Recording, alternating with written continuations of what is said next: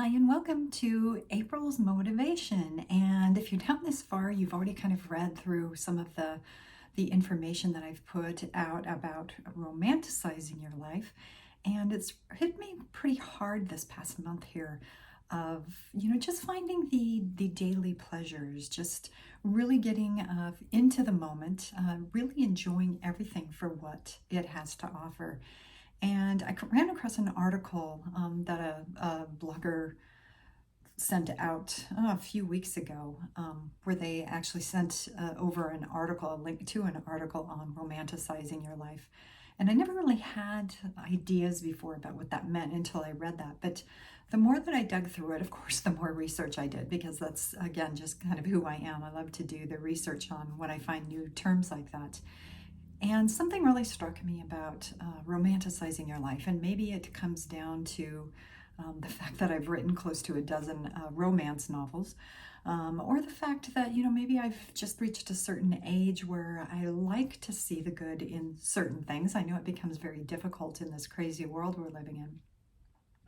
But I really do believe that the way that you feel good in the moment is simply by feeling good in the moment.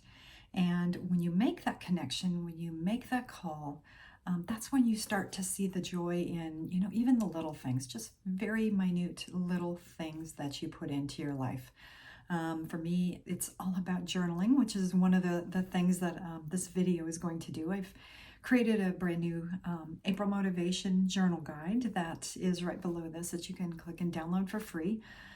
Go ahead and do that. It'll give you the writing prompts, give you the journal prompts that you can go ahead and play along with this video.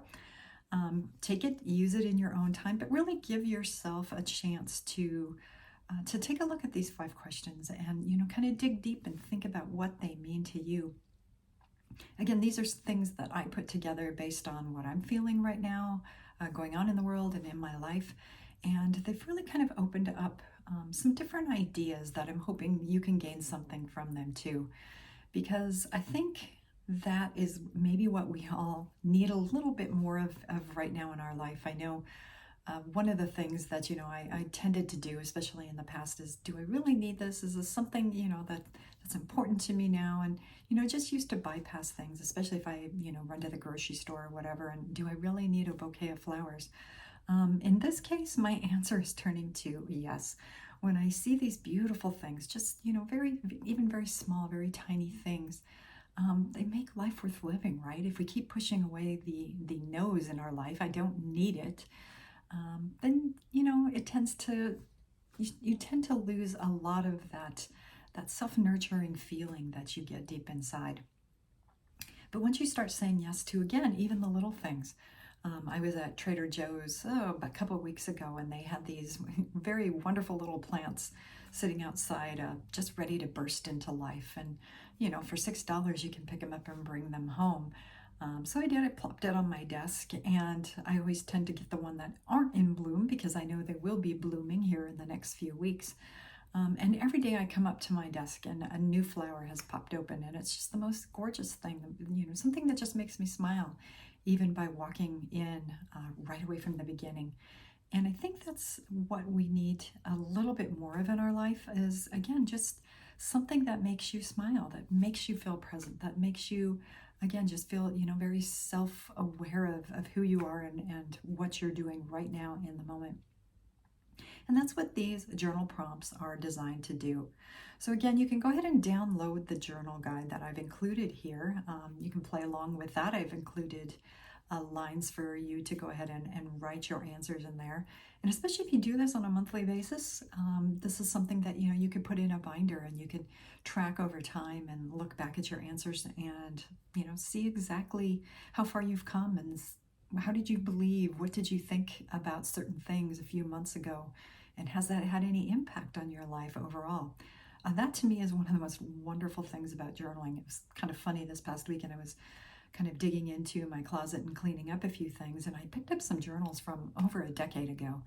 And it was so amazing to, open up a page and just read what my thought process was that long ago. And sometimes, I resonated with it still today. It's pretty amazing. A lot of times, some of the things that you think and you feel, again, that just kind of holds true. It becomes a part of you. And it was nice to see that, in a lot of ways I haven't changed, and yet I have changed in certain areas too. So just kind of interesting and fun, I think, to actually look back at some of your journal prompts from a year or 5 or even 10 years ago and see, where you've come from. I would highly recommend actually writing them as opposed to, typing them up on your computer.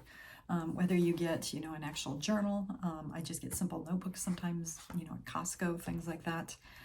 Or if you want to invest in, a journal that speaks to you, has a great cover on it, or maybe motivational prompts that you want to get into too. Or again, like I said, I have this downloadable journal that you can go ahead and fill out, and I've included lines and everything for you to do so too. And I do feel that there is an interaction, there's maybe even some romance to physically writing it out. I think that's also a skill that we've tended to let go because, it's so easy to type on our phones and our iPads and our computers that, to actually write something out sometimes, you get a different feel and a different perspective from doing it. Something that I did is I recently picked up, just a very fancy pen with flowers all over it. I'm totally, in case you can't tell here, totally into flowers, especially right now. I'm going to be growing them in my garden and super excited about that. So for me, right now, flowers, bringing things to life in my garden are just, they bring me joy on a daily basis. So why not incorporate it into something else that I use on a daily basis, which is a pen? So even little things like that, I think, make you smile, make you more self-aware, make you, present in the moment. So as you're working through these prompts, something even as simple as this might help you out. Just, again, as you're writing, as you're glancing at it, to say, yes, this is who I am and this is where I want to be. So with that, let's get started. I have 5 journal prompts for you today. And again, these are all about romanticizing your life, thinking about who you are today, where you are today, and where you want to be in the future.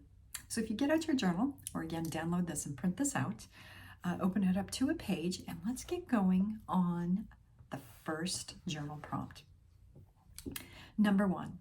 List 3 simple pleasures or moments from today that brought you joy and presence. Describe them in vivid sensory detail. The more you can see it in your words, the better. And I think that's really key here is really dig into your senses. How do you feel it? How do you smell it? How do you see it? How do you taste it? All those different things, because the more sensory action you can put with it, the more you'll remember it, and again, the deeper it impacts your life. So again, 3 simple pleasures or moments from today that brought you joy and presence. Go.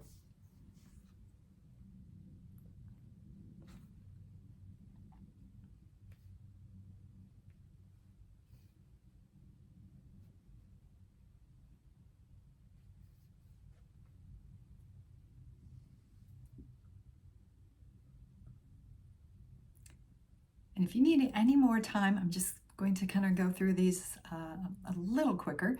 But if you need any more time, just go ahead and stop the video here. And then, when you're ready for number 2, go ahead and get started.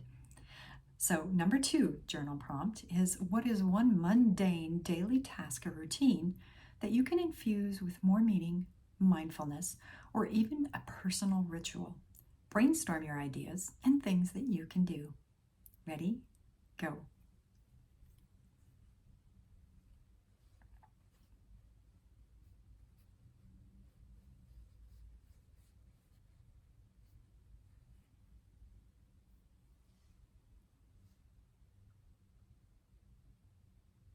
Moving on to journal prompt number 3. Reflect on a time when you fell into a cycle of negativity or fear of change. How could romanticizing your life have shifted your perspective? Ready? Go.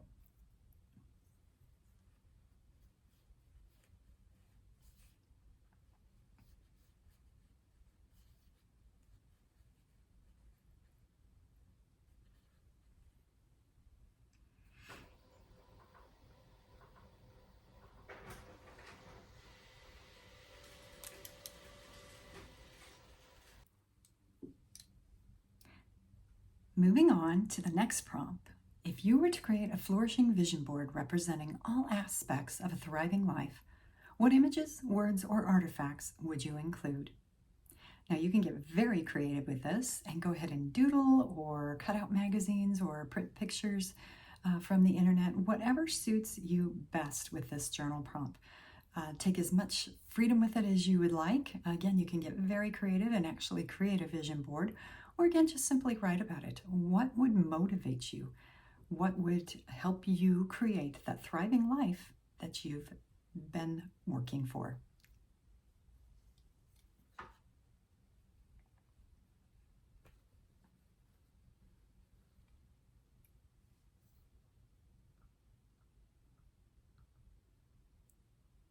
Moving on, let's talk about number 5, journal prompt number 5. It's time to unbusy yourself and reconnect to what matters most. Imagine your idea, self-nurturing morning routine full of simple rituals. Describe it step by step as if you're writing instructions. So with this, that you are looking to create an ideal moment in your life, whether it's small, whether it's the first few minutes you get up, or maybe you have a ritual after you've already worked for several hours like I do.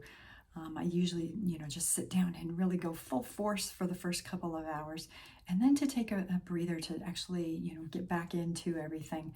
I go for walks and I journal and I do some reading and some meditating to bring myself back in and, just to kind of give myself a refresher before I get back into writing.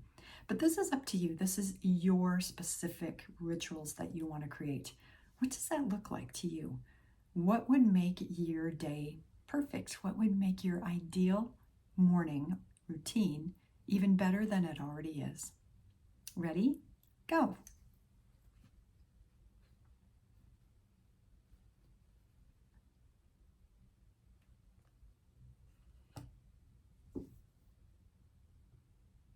So there you have it, 5 journal prompts that hopefully make you think just a little bit different about romanticizing your life and what it looks like to be right here in the now, in this present moment.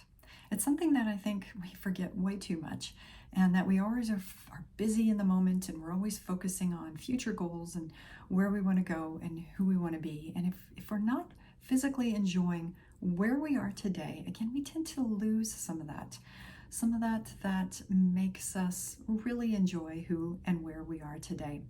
So hopefully this sets you out on a new path and that you can enjoy your April just a little bit more. We'll see you next month.